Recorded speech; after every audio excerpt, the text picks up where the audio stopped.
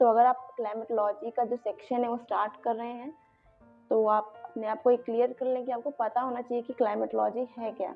आप पढ़ने जा रहे हैं तो आप किसके बारे में पढ़ने जा रहे हैं। तो इस वीडियो में ये डिस्कस करने वाले हैं हम कि क्लाइमेटोलॉजी आखिर होता क्या है। तो let's start the video. Climatology is compounded of two Greek words, climo and logos. Clima means slope of the earth and logos means study. Here slope of the earth refers to our conception of latitude. तो इस पहले paragraph में क्या कहा जा रहा है कि जो क्लाइमेटोलॉजी है वो दो ग्रीक वर्ड से मिलकर बना है। तो ये आपको जरूर याद रखना है कि वो कौन से वर्ड से मिलकर बना है, तो ग्रीक वर्ड से। ये एमसीक्यू में या आपसे ऐसे जनरल नॉलेज के लिए पूछा जा सकता है। तो कौन कौन से वो दो वर्ड हैं, क्लाइमा और लोगोस। क्लाइमा का जो मीनिंग होता है slope of earth and logos का मीनिंग होता है स्टडी। यानी हम स्लोप ऑफ अर्थ के बारे में जो हम स्टडी कर रहे हैं वही होता है हमारा क्लाइमेटोलॉजी। और स्लोप ऑफ अर्थ का यहाँ क्या मतलब है? स्लोप ऑफ अर्थ का मतलब है कंसेप्शन ऑफ लैटिट्यूड, यानी लैटिट्यूड के कंसेप्ट को शो किया जा रहा है। जैसा कि हम जानते हैं कि अर्थ हमारा स्फीयर शेप में होता है और इससे बड़े सारे से लैटिट्यूड्स होते हैं। ये हमारा 0 डिग्री हो गया और ये हमारा 30 डिग्री हो गया, ये 45 डिग्री हो गया, उसके बाद 60 डिग्री और ये पोल्स हो गया 90 डिग्री। तो जब हम इन लैटिट्यूड्स के बारे में पढ़ते हैं, उनके क्लाइमेट पे क्या क्या डिफरेंसेस हैं उनके बारे में पढ़ते हैं, तो इसी को क्या बोलते हैं, क्लाइमेटोलॉजी। ठीक है। या फिर आप क्लाइमेटोलॉजी को ऐसे डिफाइन कर सकते हैं कि climatology is defined as scientific study of climate। Climate के साइंटिफिक स्टडी को ही हम क्या कहते हैं, क्लाइमेटोलॉजी कहते हैं। मुझे सबसे ठीक लगा because it is very simple and very concise. It is study of variety of climate found on the earth and there distribution over the surface. Climatology basically एक स्टडी है वैरायटीज ऑफ क्लाइमेट्स का, यानी जो surface पे अलग अलग climates पाए जा रहे हैं। कहीं पे कोल्ड क्लाइमेट है, कहीं पे हॉट है, तो ऐसा क्यों है और सरफेस पे इतने सारे से डिस्ट्रीब्यूशन से वो क्यों हैं और कैसे पाए जाते हैं, क्यों पाए जाते हैं, क्या फैक्टर रिस्पॉन्सिबल हैं। ठीक है। फिर नेक्स्ट है हमारा climatology science that seeks to describe and explain the nature of climate, how it is differ from place to place and how it is related to man's activity. तो climatology एक science है जो कि बताता है, describe करता है, explain करता है नेचर ऑफ क्लाइमेट, क्लाइमेट का नेचर कैसा है और वो प्लेस टू प्लेस कैसे डिफर कर रहा है, प्लेस टू प्लेस कैसे वो क्लाइमेट वेरी कर रहा है। हम क्लाइमेटोलॉजी में यही पढ़ते हैं। और क्लाइमेटोलॉजी में हम ये भी पढ़ते हैं कि जो मैन एक्टिविटीज़ हैं उनका क्या इम्पैक्ट पड़ रहा है क्लाइमेट पे। ठीक है। और ये बहुत ज़्यादा इंपॉर्टेंट टॉपिक भी है क्योंकि हम देख रहे हैं कि टेम्परेचर दिन ब दिन बढ़ रहा है, ओजोन लेयर डिफ्लेक्ट हो रहा है, तो ये सब का असर पूरे क्लाइमेट पे पड़ रहा है और इसका जो मेन फैक्टर है वो मैन्स एक्टिविटी है। तो इसको भी हम डिटेल में कवर करेंगे अपने आने वाले वीडियोस में। तो फिर इसका स्कोप देखते हैं कि इसका स्कोप क्या है।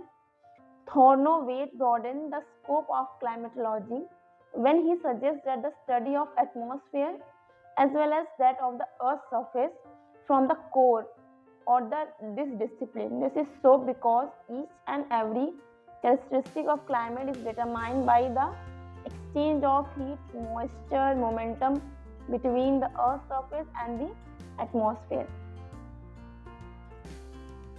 ठीक है। तो स्कोप इसका है क्या है, तो थॉर्नवेट के अकॉर्डिंग जो ये स्कोप है क्लाइमेटोलॉजी का वो कोई डिफाइन नहीं है, वो बहुत ज़्यादा बड़ा है। हम उसको डिफाइन नहीं कर सकते कि एक सीमित नहीं है, लिमिटेड नहीं है, और बहुत ज़्यादा ब्रॉडन है। और वो सजेस्ट करते हैं जो हम एटमॉस्फेयर को स्टडी करते हैं एज वेल एज जो हम अर्थ सरफेस को पढ़ते हैं, अर्थ सरफेस के कोर तक हम पढ़ते हैं। जो अर्थ सरफेस का जो भीतरी इलाका होता है, कोर होता है, उसके ऊपर क्रस्ट होता है, मेंटल होता है, इन सारी चीज़ों को हम पढ़ते हैं, तो यही होता है स्कोप। ठीक है।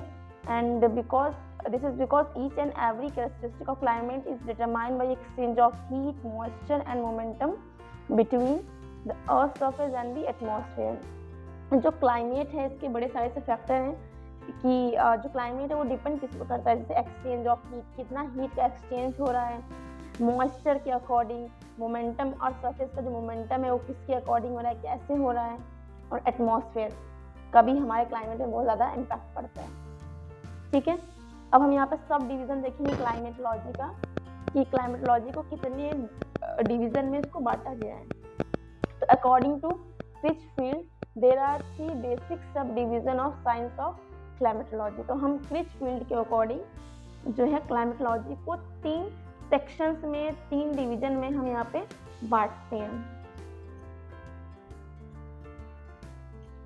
तो 3 डिवीज़न कौन कौन से हैं? पहला है हमारा फिजिकल डिवीज़न, दूसरा है हमारा फिजिकल क्लाइमेटोलॉजी, दूसरा है हमारा रीजनल क्लाइमेटोलॉजी जिसको हम डिस्क्रिप्टिव क्लाइमेटोलॉजी भी कहते हैं, और तीसरा है हमारा applied climatology.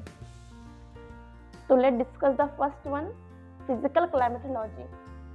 This branch of climatology seeks to explain the factor responsible for bringing about the temporal and spatial variation in heat exchange, moisture exchange and air movement। तो फिजिकल क्लाइमेटोलॉजी में physical climatology वो branch है climatology की जिसमें हम factors के बारे में पढ़ते हैं कि कौन कौन से फैक्टर रिस्पॉन्सिबल होते हैं। Temporal means time and special means space. तो टाइम और स्पेस के साथ साथ कौन से वेरिएशंस हो रहे हैं, वहाँ पे कौन कौन से फैक्टर्स हैं जो स्पेस और टाइम को वेरी कर रहे हैं और उनकी फैक्टर्स को वेरी कर रहे हैं। तो हीट एक्सचेंज हम यहाँ पे पढ़ते हैं, मॉइस्चर एक्सचेंज पढ़ते हैं और एयर मूवमेंट को भी हम यहाँ पढ़ते हैं। सेकेंड है हमारा रीजनल क्लाइमेटोलॉजी। रीजनल क्लाइमेटोलॉजी क्या होता है? तो regional climatology is a summary of typical weather and climate of region based on historical data observation and climate station located within the region. जैसे कि नाम से पता चल रहा है रीजनल क्लाइमेटोलॉजी, यानी हम यहाँ पे किसी पार्टिकुलर रीजन के क्लाइमेट को हम यहाँ पे स्टडी करते हैं। ठीक है, तो वहाँ के रीजन की क्लाइमेटोलॉजी को स्टडी करने के लिए हम वहाँ के हिस्टोरिकल डाटा ऑब्जर्वेशंस को नोटिस करते हैं, वहाँ से डेटा उठाते हैं, और जो वहाँ पे क्लाइमेट स्टेशंस बने होते हैं वहाँ से हम डेटा को कलेक्ट करते हैं और फिर हम वहाँ के क्लाइमेट को स्टडी करते हैं। तो उसी को क्या बोलते हैं? Regional climatology. ठीक है, फिर नेक्स्ट आता है हमारा, नेक्स्ट एंड लास्ट है हमारा अप्लाइड क्लाइमेटोलॉजी। अप्लाइड क्लाइमेटोलॉजी में क्या है? This branch of climatology is concern with the application of climatological knowledge to specific practical problems. जैसे कि नाम से ही पता चला है कि अप्लाइड क्लाइमेटोलॉजी, यानी हम जो क्लाइमेटोलॉजी से जो हमें नॉलेज मिली है उसको हम कहीं अप्लाई कर रहे हैं, हमारे प्रैक्टिकल प्रॉब्लम को सॉल्व करने में उस नॉलेज को हम अप्लाई कर रहे हैं, उससे यूज़ में ला रहे हैं, उसको ही क्या बोलते हैं? Applied climatology. सो गाइज, यहाँ पे ये वीडियो ख़त्म होता है, and if you like our content and you want to follow such content, so please follow my channel and also subscribe it. Thank you.